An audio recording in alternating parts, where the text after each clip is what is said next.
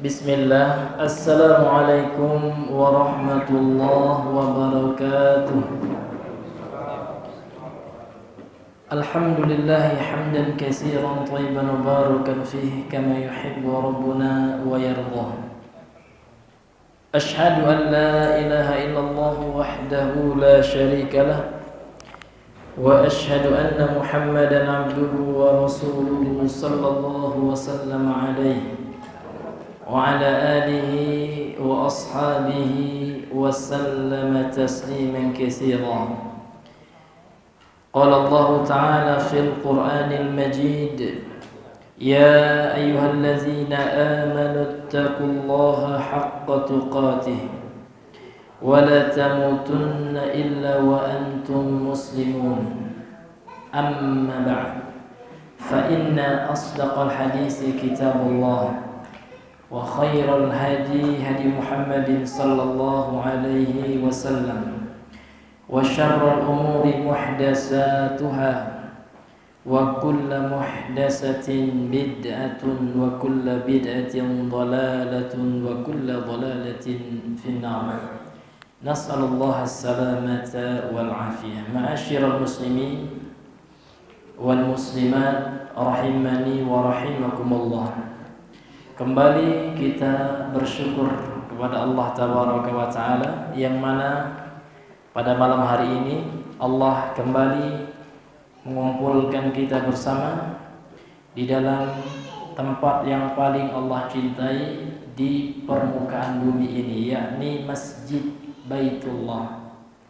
Kemudian salawat dan salam kita kirimkan melalui doa kita, Allahumma salli ala Muhammad wa ala ali Muhammad. Ma'asyiral muslimin, sidang jamaah maghrib rahimani wa rahimakumullah. Kita kembali melanjutkan pembahasan kita masih pada babun minasyirki al-istighatsatu bi ghairillah. Ya. Bab termasuk perbuatan syirik beristighatsah dengan selain Allah, masih pembahasan itu. Sekarang kita masuk dalil yang terakhir. Qala al-muallif rahimahullahu ta'ala wa nafa'ana bihi wa bi 'ulumihi fid darain. Berkata penulis yang semoga dirahmati oleh Allah Subhanahu wa taala, mudah-mudahan kita bisa mengambil manfaat dari ilmu beliau dan beliau juga bisa mendapatkan pahala dari jerih payah ilmu yang beliau tinggalkan ini. Amin amin ya rabbal alamin. وروى الطبراني بإسناده أنه كان في زمن النبي صلى الله عليه وسلم منافق يؤذي المؤمنين فقال بعضهم قوموا بنا نستغيث برسول الله صلى الله عليه وسلم من هذا المنافق فقال النبي صلى الله عليه وسلم إنه لا يستغاث بي وإنما يستغاث بالله. Artinya telah meriwayatkan Al-Imam At-Tabrani dengan sanadnya. Artinya dalam kitab Imam At-Tabrani lengkap dengan sanad-sanadnya. Namun di sini langsung kepada matan. Annahu kana bahwasanya sesungguhnya kana fi zamanin Nabi sallallahu alaihi wasallam, dia dahulu pada masa Nabi sallallahu alaihi wasallam, munafiqun, ada seorang munafik. Yu'zil mu'minin, bagaimana sifatnya orang munafik itu, ya, dia mengganggu kaum muslimin. Faqala ba'dhum, lantas berkata sebagian mereka, yakni para sahabat, qumu, berdirilah kalian, bina, mari. Qumu bina itu artinya mari, gitu Pak. Mari bersama kami, gitu. Mari bersama kami atau mari bersama kita. Nastaghiitsu bi Rasulillah, kita memohon pertolongan dengan Rasulullah kepada Rasul sallallahu alaihi wasallam. Padahal Rasul waktu itu masih hidup. Min hadzal munafiqi, dari kejelekan, dari keburukan munafik ini. Lantas mereka minta, ya Rasulullah, nastaghiitsu bika. Gitulah kurang lebih perkataan mereka. Lantas ketika mendengar ungkapan mereka dengan ungkapan istighosah, Faqala Nabi sallallahu alaihi wasallam, lantas Nabi sallallahu alaihi wasallam bersabda, innahu la yustaghatsu bi, sesungguhnya tidaklah yang dimintai pertolongan denganku. Tidaklah seseorang itu beristighatsah denganku. Jadi sahabat ini beristighatsah kepada Nabi, padahal secara kaidah itu boleh. Syarat istighatsah itu dengan orang yang hidup dan dia mampu menghilangkan keburukan yang telah terjadi.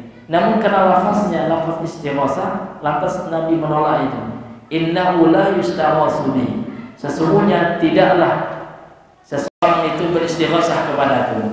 Wa innama yustaghatsu billahi, dan sesungguhnya hanya saja, innama ini dalam sisi bahasa ini memberikan makna al-hasr atau pembatasan, itu saja, nggak boleh masuk yang lain. Yang mananya apa, Pak? Maknanya adalah sesungguhnya beristighatsah itu hanyalah dengan Allah, hanyalah kepada Allah, tidak boleh kepada selain Allah Subhanahu wa ta'ala. Dan hadis ini akhrajahu Tabrani, telah dikeluarkan oleh Imam At-Tabrani.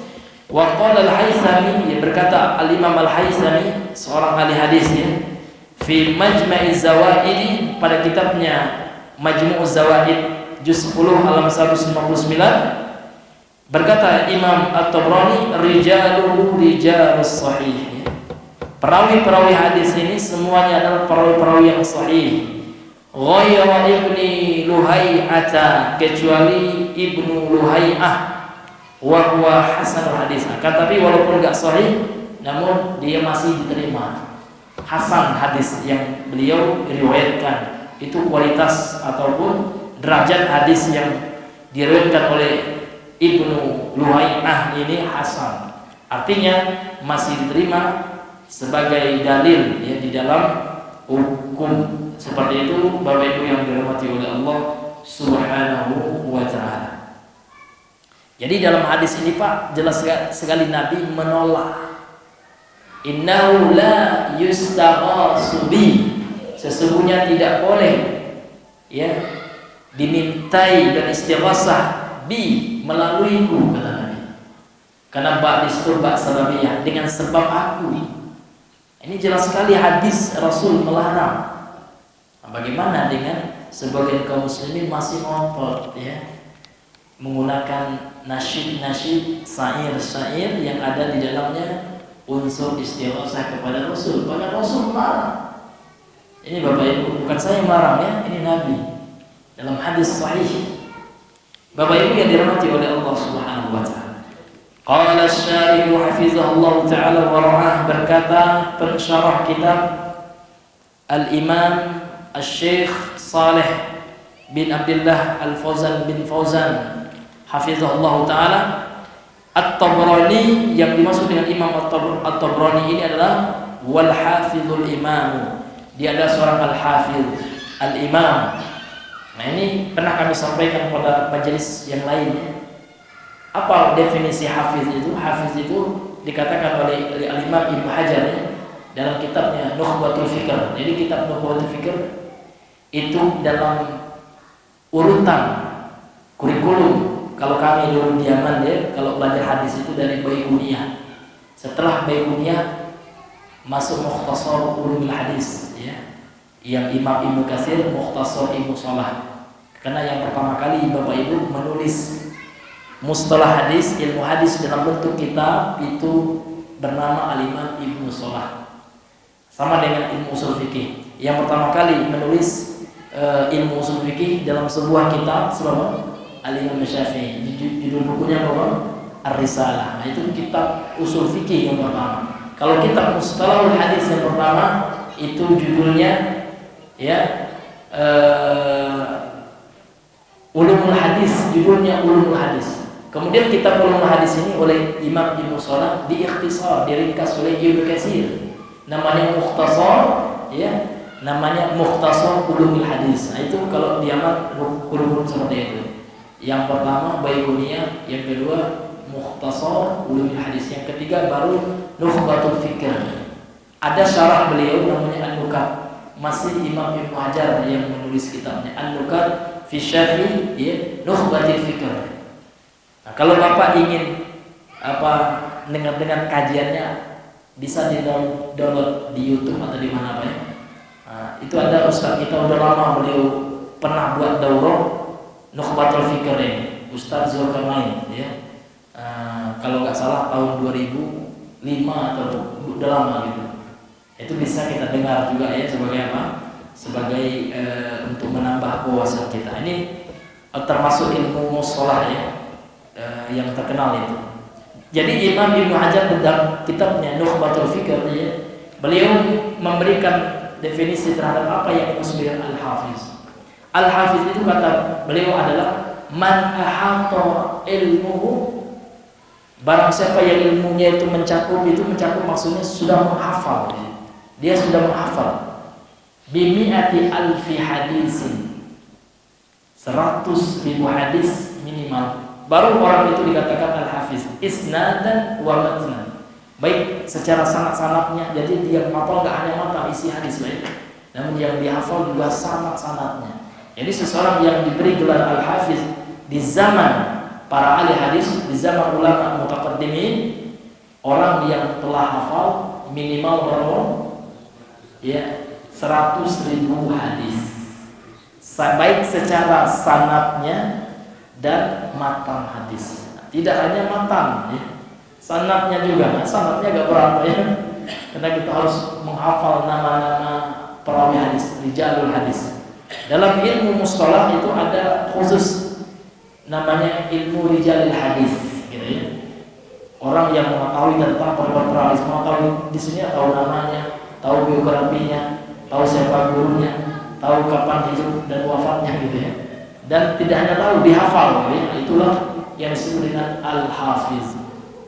Jadi kalau seandainya belum mencapai minimal 100.000 hadis, maka belum bisa diberi gelar al-hafiz. Jadi beliau Al-Imam At-Tabrani sudah minimal hafal 100.000 hadis sanad dan matangnya. Ini luar biasa. Nama aslinya Imam At-Tabrani ini siapa? Nama aslinya adalah Sulaiman ibnu Ahmad sahibul ma'ajim salasa. Beliau adalah Sulaiman bin Ahmad, pemilik kitab kamus pencarian hadis yang ketiga. Jadi memang beliau luar biasa, hafalannya luar biasa juga. Jadi nama aslinya Al-Imam At-Tabrani dan Sulaiman. Sulaiman ayahnya Ahmad. Ini Sulaiman bin Ahmad ya. Kemudian bi isnadihi, dengan sanad-sanadnya. Namun di sini tidak disebutkan dalam kitab beliau ini, dalam kitab Tauhid ini tidak disebutkan seluruh sanad-sanadnya. Kalau kita ingin merujuk bisa kita rujuk ke dalam kitabnya Al-Imam At-Tabrani ini, Sunan At-Tabrani ya, nama kitabnya Sunan At-Tabrani. Kemudian dia langsung kepada perawi dari sahabat kemudian dari Nabi, yaitu kepada ila Ubadah ibni Samit radhiyallahu anhu. Jadi sanadnya merujuk kepada sahabat Ubadah ya bin As-Samit. Nah, ini di antara sahabat yang banyak meriwayatkan hadis dari Nabi Muhammad sallallahu alaihi wasallam. Annahu, sesungguhnya kana fi zamanin Nabi sallallahu, sesungguhnya ada pada zaman Nabi sallallahu itu munafik, seorang munafik. Siapa munafik? Ini dijelaskan oleh beliau Syekh Shalih Al-Fauzan. Munafik yang dimaksud di hadis ini adalah ya pembesarnya munafik, Pak. Kalau bahasa Minangnya induangkang munafik, ya. Iya. Iya. Huwa Abdullah ibnu Ubay ibni Salul Rasul Munafiqin. Namanya Masya Allah, ya. Namanya orang soleh, namun Rasul Munafiqin, ya. Iya. Pembesarnya kaum munafiqin, Abdullah bin Ubay bin Salul. Kemudian munafik yang dimaksud di sini adalah munafik ataupun nifaq besar. Karena kemunafikan atau an-nifaq, karena kalau munafik itu pelakunya ya, orangnya. Kalau perbuatannya an-nifaq namanya. Nifak, kemunafikan yang masuk di sini adalah nifak besar. Karena munafik ada dua, Pak ya. Ada yang kecil dan yang besar. Kalau yang kecil tidak mengeluarkan pelakunya dari keimanan, namun kalau yang besar itu mengeluarkan pelakunya dari keimanan. Kalau yang besar itu menyangkut keimanan, i'tiqad, keyakinan. Kalau yang kecil menyangkut amalan. Mungkin Bapak Ibu pernah sering mendengar ya hadis Sahih Muslim ya, Rasul mengatakan tanda-tanda munafik ayatun nifaq salas ya. Tanda-tanda munafik itu 3. Seperti kalau ngomong berdusta, idza hadatsa kadzdzab ya. Kemudian apabila berjanji diingkari.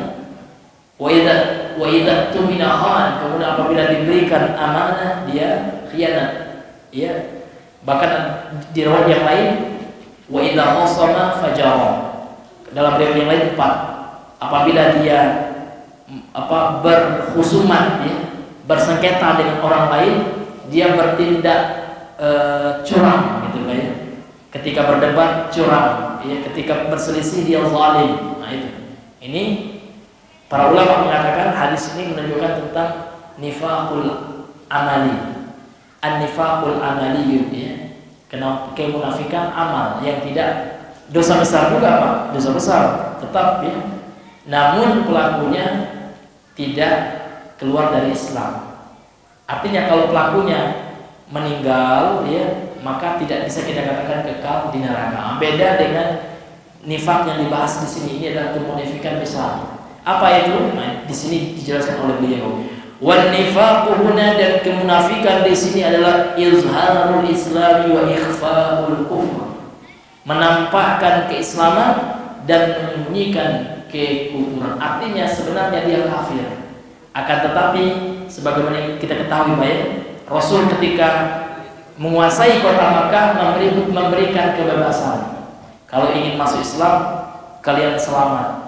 Tapi kalau kalian memilih kekufuran, ada konsekuensi yang harus kalian lakukan. Kalau ada orang Nasrani ingin tetap menjadi kafir, Yahudi tetap kafir, silakan. Namun kalian wajib membayar upeti jizyah. Orang munafik nggak mau bayar, pura-pura masuk Islam aja kita, ya supaya kita tidak bayar denda kan gitu. Jadilah mereka munafik gitu. Padahal dalam hatinya mereka tidak beriman, pura-pura Islam. Ini kemunafikan besar. Inilah munafik yang diancam tempatnya kelak kalau tidak bertobat, ya kalau tidak masuk Islam ya, di kerak neraka, di darakat ya, di level neraka yang paling dalam. Sebagaimana firman Allah, innal munafiqina fid darkil asfali minan nar. Sesungguhnya orang munafik itu tempatnya fid darkil asfali minan nar. Kenapa dikatakan darkun bukan darajun? Nah, kalau darajat itu ke atas tingkatannya. Tapi kalau darkun jamaknya darakat, itu tingkatan ke bawah gitu. Makanya dikatakan fid dark al-asfal. Al-asfal sifat dari dark. Al-asfal itu artinya yang paling bawah gitu dari api neraka, atau diterjemahkan dengan keraknya neraka, karena kerak sesuatu itu berada di bawah.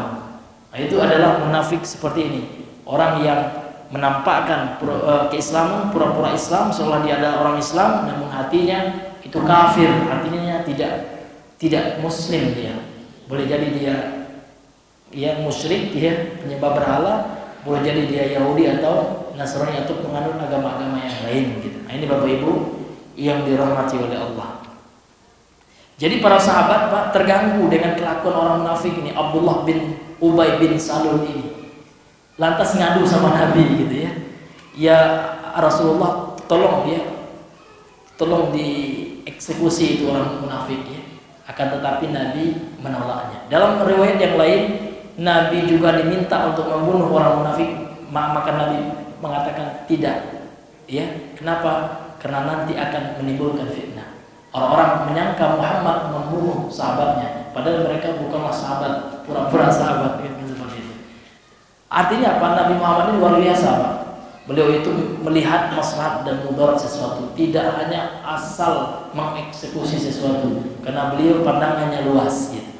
Makanya dalam Islam itu orang munafik itu gak dibunuh ya. ya nggak dibunuh mereka. Jadi orang munafik itu dibongkar syubhat-syubhatnya, karena memang orang-orang munafiknya itu pemikirannya dia berbaju Islam, namun pemikiran ingin merusak Islam. Yang mereka rusak adalah pondasi Islam. Contoh dalam agama Islam Pak, kita meyakini konsekuensi dari la ilaha illallah, tidak ada ilah sesembahan Tuhan yang berhak disembah secara benar kecuali Allah. Artinya dalam keyakinan pokok keyakinan kita yang pertama harus ada kita menetapkan. Artinya kita hanya menetapkan Allah dan agama Islam lah yang benar diyakini. Dan selain Allah itu bukanlah Tuhan yang berhak yang layak untuk disembah. Selain agama Islam bukanlah agama yang benar. Orang-orang munafik Pak, mereka akan menyebarkan pemahaman untuk merusak fondasi akidah Islam. Bagaimana? Mereka mulailah mengajak orang atau menyebarkan syubhat semua agama itu benar. Makanya orang-orang liberal itu Pak, permisalan munafik pada zaman dulu. Kalau pada zaman dulu mereka adalah orang-orang yang pura-pura Islam seperti itu, pada zaman sekarang juga seperti orang-orang liberal yang ada sekarang ya. Karena orang-orang liberal itu Pak, hati mereka itu tidak lagi meyakini Islam sebagai agama yang hak. Bahkan mereka tidak meyakini Allah sebagai satu-satunya sesembahan, satu-satunya Tuhan yang benar. Kenapa? Karena mereka juga membenarkan agama yang lain dan Tuhan-Tuhan yang lain selain Allah. Mereka bentuk kaum munafik di zaman sekarang, orang-orang liberal, orang-orang yang mengaku semua agama itu sama, tidak ada bedanya Islam dengan Nasrani, Islam dengan Yahudi. Kata mereka sama aja, dengan alasan yang bermacam-macam, dengan dalih yang banyak, namun semuanya mental dengan ilmu kita sampaikan, hujah kita tegakkan untuk membantah syubhat mereka. Maka orang-orang munafik itu diserang dengan hujah, dengan dakwah, dengan ilmu, dengan tauhid. Ini hadirin yang dimuliakan oleh Allah Subhanahu wa taala. Sebagaimana Rasul melakukan yang seperti itu. Nabi diminta untuk memenggal, mengeksekusi orang munafik. Nabi tidak mau, nanti akan dianggap radikal gitu ya. Akan dianggap hal-hal yang merusak Islam yang lainnya. Seperti itu Bapak Ibu yang dirahmati oleh Allah Subhanahu wa taala. Ini berkaitan dengan kemunafikan di sini. Kemudian sebagian sahabat berkata, mari kita meminta bantuan dengan Rasulullah. Nastaghisu bi Rasulillah. Kita beristighasah dengan Rasulullah sallallahu alaihi wasallam. Maksud istighasah di sini dijelaskan oleh pensyarah kitab, natlubu minhu kaffahadal munafiqi anil azab, meminta kepada Rasul untuk menahan gangguan yang disebabkan oleh orang munafik ini, supaya Nabi menolaknya gitu ya, mengatasinya seperti. Lantas Nabi menjawab, innahu la yustaghasu bi. Sesungguhnya aku tidaklah seseorang beristighasah denganku, tidaklah aku ini dimintai pertolongan, diistighasahkan gitu kan. Nah, sehingga di sini beliau mengatakan kariha sallallahu alaihi wasallam an yastamila hadzal lafza. Rasul itu benci, enggak suka, enggak senang menggunakan lafaz ungkapan kata istighasah. Karena istighasah itu identik dengan Allah gitu. Nah, jangan diutarakan kepada Nabi. Kalau minta tolong dengan kalimat yang lain. Ya Rasulullah natlubu minkal musa'adah, bisa. Tapi ketika sahabat menggunakan lafaz istighasah, Nabi enggak senang dengan lafaz itu, karena ini lafaz yang merupakan hal-hal yang menjadi kekhususan bagi Allah. Jadi Nabi enggak senang Sehingga di sini dikatakan kariha sallallahu an yastamila hadzal lafza fi haqqihi. Beliau enggak senang, benci penggunaan kata ini, lafaz ini pada haknya Rasulullah. Dalam rangka apa? Dalam rangka ta'adduban ma'allahi, dalam rangka untuk beradab bersama Allah. Nah, ini Pak, ini jelas sekali. Jangan sampai hari ini Pak orang melakukan apa yang Nabi benci gitu ya. Nabi nggak senang ada orang yang beristighosah dengan beliau. Bagaimana mungkin kita sekarang buat syair, Pak, ya kan? Aghithna ya Rasulullah, ya Allah. Di sini jelas sekali di hadis itu. Rasul mengatakan, ya nggak boleh beristighosah dengan beliau. Jangan gitu ya. Tiba-tiba ya kita katanya kita kan cinta Nabi itu secara apa? Kalau kita mencintai Nabi, lakukan sunnahnya, jauhi larangannya. Ini hadirin yang dimuliakan oleh Allah Subhanahu wa Ta'ala. Qala asy-syarihu hafizahullah ta'ala wa ra'ah, berkata pensyarah kitab Asy-Syaikh Shalih Al-Fauzan rahimahullah, hafizahullah ta'ala, semoga Allah menjaga beliau. Al-ma'na al-ijmali lil hadis, makna global dari hadis di atas. Jadi beliau akan menjelaskan lagi, Pak, ya, menjelaskan kembali makna daripada hadis yang telah kita gambarkan secara umum di atas. Beliau berkata, lamma qawiyal Islam, tatkala Islam itu ya kuat, setelah Rasulullah menaklukkan kota Mekah, menguasai kota Mekah, dan Nabi telah memiliki kekuatan. Nabi ketika memiliki kekuatan tidak hanya sebagai pemimpin agama, beliau juga memimpin negara waktu itu. Sudah kuat kekuatan Rasul sallallahu alaihi wasallam. Jadi tatkala Islam kuat, kana hunaka sinfun minal kufar, ada sekelompok dari orang-orang kafir, ra'au ad-dukhula fil Islam zahiran, terlihat mereka masuk ke dalam agama Islam zahiran, namun zahir saja, secara casingnya saja, Pak, ya, secara zahir, secara kasat mata mereka seolah-olah masuk ke dalam agama Islam. Wal baqa 'alal kufri batinan, namun mereka tetap dalam kekufuran dalam batin mereka, dalam hati mereka. Nah, itulah yang disebut dengan orang munafik. Summu bil munafiqin, mereka dinamai dengan orang-orang munafik. Munafik ini bagian dari orang kafir. Kenapa? Karena aslinya kafir mereka. Mereka masuk Islam pura-pura saja. Ya. Mereka masuk Islam hanya lisan saja. Karena memang waktu itu mereka nggak bisa melawan Nabi. Nabi udah kuat, ya. Islam sudah kuat. Kalau ngelawan nanti dieksekusi gitu ya. Iya. Karena kafir harbi itu diperangi. Orang kafir memerangi Islam boleh diperangi dia. Tapi kalau orang kafir mau berdamai, Nabi nggak maksa masuk Islam gitu ya. Tetap kalau mau Yahudi, kamu mau Islam, ya silakan. Namun tetap aku sampaikan, kalau kalian nggak masuk Islam, kelak tempatnya di neraka. Tetapi ada hukum dunia yang harus kalian tunaikan, bayar jizyah, bayar pajak. Maka perpajakan itu kalau dalam hukum Islam, ya, bukan hukum negara kita ini, secara spesifik hukum Islam, nah, itu hanya diperuntukkan buat orang-orang non-Muslim. Ya, kalau orang Islam nggak boleh dipajak, gitu ya. Tapi kalau kita tetap dipajak, iya, tetap kita bayar. Dalilnya apa? Ada dalilnya. Nanti akan ada pemerintahan yang zalim di akhir zaman, gitu ya. Maka taatilah dia, kata Nabi ini dalam hadis sahih Muslim.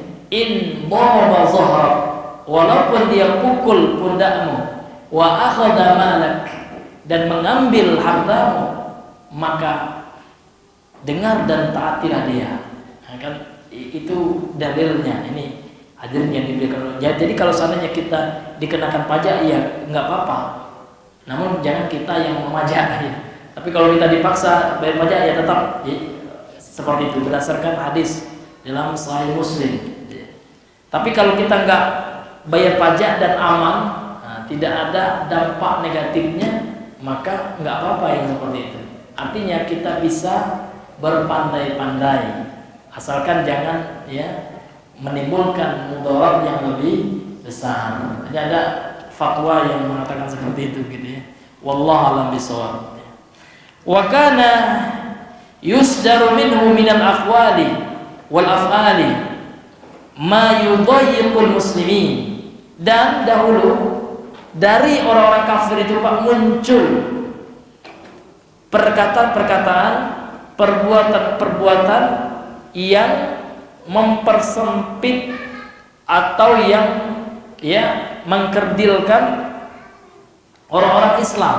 Jadi memang dari zaman dahulu orang munafik itu Pak suka melontarkan statement-statement, ucapan-ucapan, tindakan-tindakan yang tindakannya itu Pak membuat umat Islam yang berpegang teguh dengan Islam ini tersakiti Pak. Seperti apa ucapan orang munafik? Orang munafik itu mengolok-olok sahabat penghafal Al-Quran.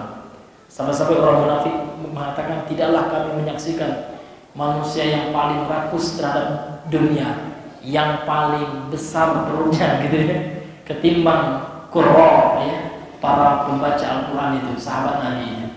Mereka olok-olok para sahabat. Nah ini. Kemudian apa lagi? Orang munafik ini Pak selalu mereka menghalangi kewajiban, menghalangi sahabat untuk melakukan kewajiban. Karena di masa Nabi itu Pak, jihad itu hukumnya wajib, jihad yang hukumnya wajib. Orang munafik berusaha untuk mengombosi, jangan ikut sama Nabi. Ini Bapak bisa baca sifat orang munafik itu secara terperinci dalam surah Al-Munafiqun. Ada memang surah khusus orang munafik. Kemudian mereka mengatakan jangan berinfak, jangan keluarkan harta untuk kepentingan Islam ataupun kepentingan Nabi Muhammad, nggak usah aja. Jadi banyak memang perkataan, tindakan, statement yang dilontarkan oleh orang munafik itu mengerdilkan Islam, merugikan agama Islam aja. Sama dengan zaman sekarang, orang-orang yang mengeluarkan statement, mengeluarkan pernyataan-pernyataan yang bisa menyudutkan Islam, itu adalah menyerupai nenek moyang mereka dari orang-orang munafik terdahulu gitu. Nah, seperti ungkapan seperti itu liberalisasi, ini termasuk bagian dari kemunafikan pada zaman sekarang. Wa min zalika ma hasala min hadzal rajul, dan di antara itu ungkapan-ungkapan yang mengkerdilkan umat Islam yang terjadi pada laki-laki ini, yaitu Abdullah bin Ubay bin Salul ini. Hatta talaba ba'du sahabati minan Nabi sallallahu alaihi wasallam, sampai sebagian sahabat meminta kepada Nabi sallallahu alaihi wasallam kaffahu wa zajrahu, supaya dihentikan, dihardik gitu orang, karena perkataannya, tindakannya itu menyulitkan kaum muslimin. Abdullah bin Ubay bin Salul, tokoh munafik di zaman Nabi itu. Jadi sahabat risih dengan ucapan-ucapannya gitu ngadulah sahabat. Namun sahabat menggunakan kata istighosa gitu nastaghiitsu bika gitu. Itu membuat Nabi enggak senang kan gitu. Wan Nabi sallallahu alaihi wasallam yaqdiru ala dzalika, dan Nabi sallallahu mampu melakukan itu, mampu untuk mencegah si Abdullah bin Ubay bin Salul ini. Lakin akan tetapi lamma kanat as-sighatu allati taqaddamu biha ilaihi, akan tetapi sighah itu ungkapan yang mereka berikan, yang mereka ucapkan, yang mereka yang mereka gunakan kepada Nabi fiha, dalam ucapan tersebut, dalam sighah tersebut, isaatu adabin ma'allahi ta'ala, ada yang merusak, ada unsur merusak adab, buruk adab bersama Allah Subhanahu wa taala. Jadi ungkapan istighosah itu enggak pas. Ini mencederai adab hubungan dengan Allah. Ma yanbaghi an tuqala, tidak sepantasnya dengan ungkapan istighosah itu. Enggak sepantasnya diucapkan.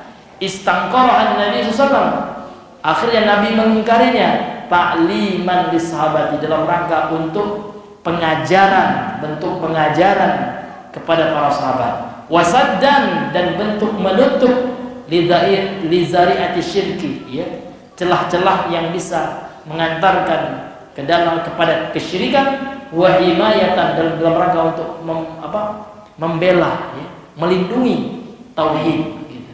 Jadi kenapa Nabi mengingkari itu kalimat istighosah itu, beliau mengatakan innama la yustaghasu bi, ya dalam rangka untuk apa? Untuk beradab kepada Allah, karena lafaz itu adalah khusus untuk Allah.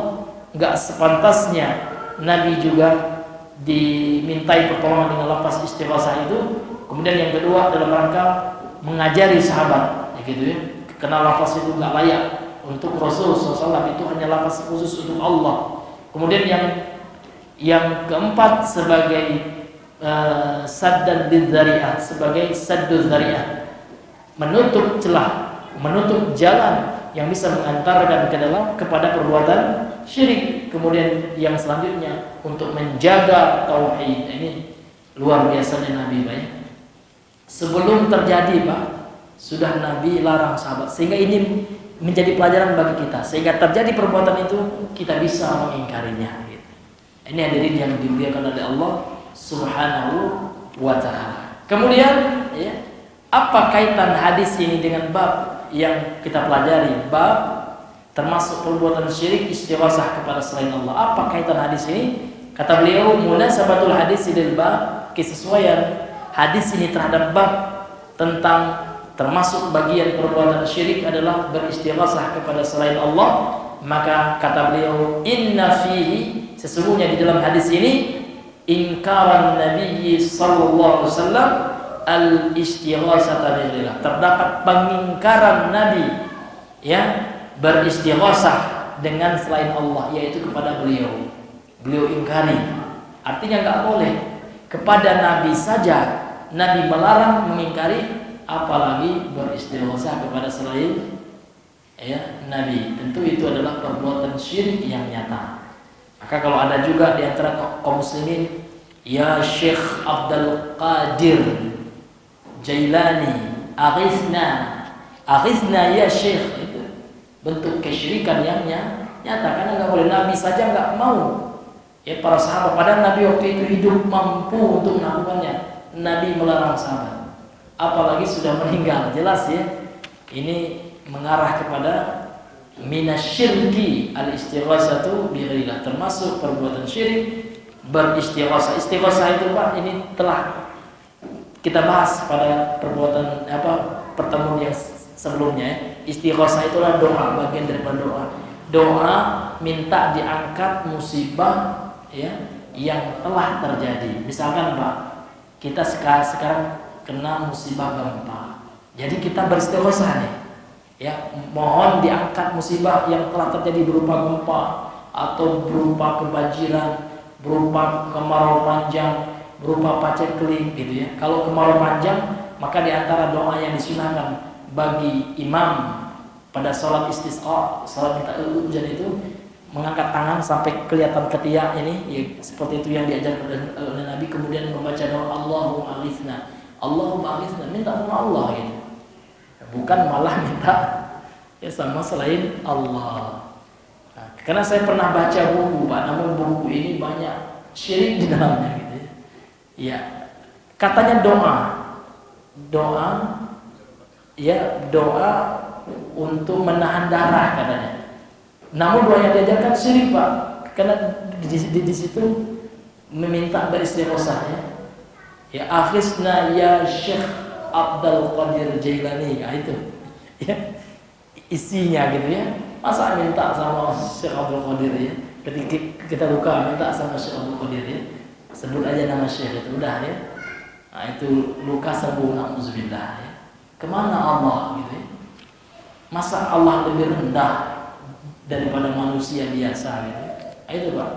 Kalau orang yang bertauhid nggak mau dia, hati mereka selalu digantungkan kepada Allah Subhanahu wa ta'ala. Dan kalau syekh itu hidup, marah dia. Ya kan, ngapain kalian minta istighosah sama aku, pun minta sama Allah, kalian minta pula sama aku gitu. Maka hadirin yang diberikan oleh Allah, kalau kita minta, mintalah kepada Allah. Kalau mohon perlindungan, mohonlah perlindungan kepada Allah Subhanahu wa ta'ala. Wallahu ta'ala a'lam bissawab. Subhanakallahumma bihamdika asyhadu an la ilaha illa anta astaghfiruka wa atubu ilaik. Assalamualaikum warahmatullahi wabarakatuh.